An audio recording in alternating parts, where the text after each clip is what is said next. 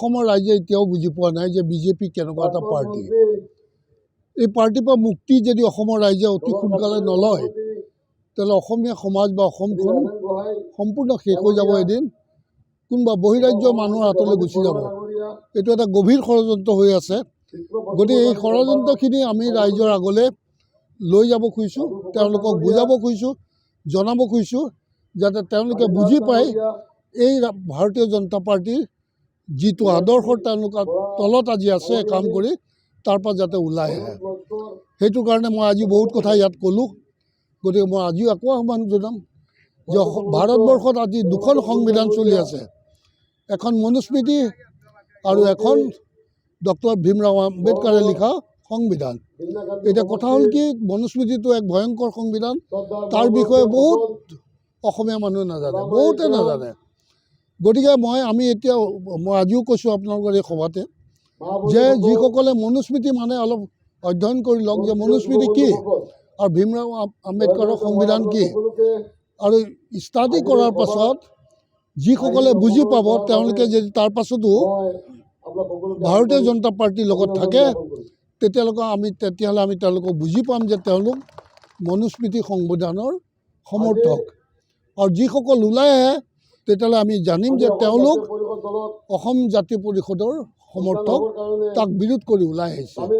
গতিকে সি যি ধৰ্মৰে নহওক যি জাতিৰে নহওক, সি যদি উচ্চ বৰ্ণৰ হয়, জেনেৰেল কাষ্টৰো হয় বা OBC ST SC যোনে নহওক, বুজি পোৱাৰ পাছত যদি তাত থাকে তেতিয়াহ'লে ভাবিম যে তেওঁলোক মনুস্মৃতি সমৰ্থক। আৰু যদি ওলাই আহে তেতিয়াহ'লে আমি ভাবিম যে তেওঁলোকে মনুস্মৃতিৰ বিৰোধ কৰিছে আৰু অসম জাতীয় পৰিষদৰ লগত যোগদান কৰিছে।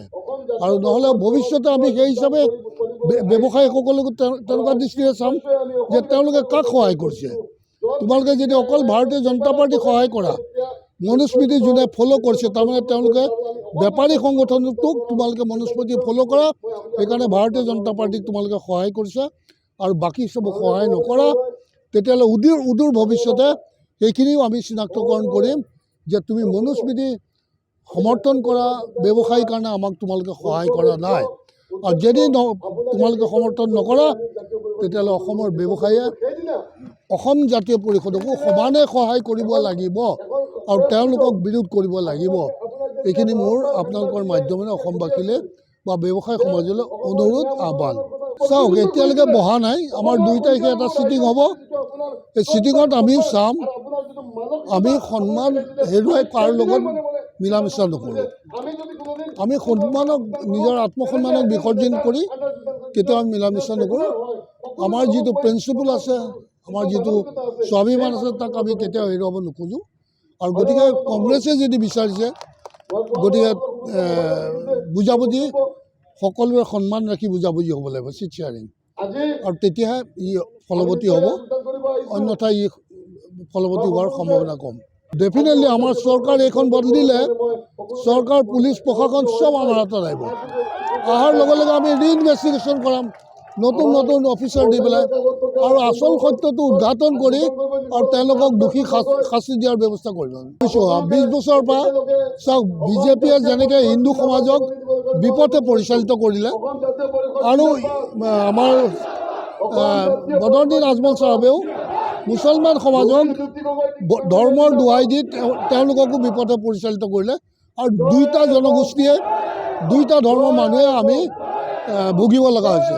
তেওঁ ক'লে নাইকিয়া হৈ নাযায় নহয়। তেওঁৱে দেখোন আমাৰ এই গৰীয়ামৰীয়াসকলক ফিলিং দিয়া স্থান দি থৈছে। আজি তেওঁলোকক কিয় অপমান কৰিছে? তেওঁ অপমান কৰা তেওঁ অধিকাৰ নাই ন।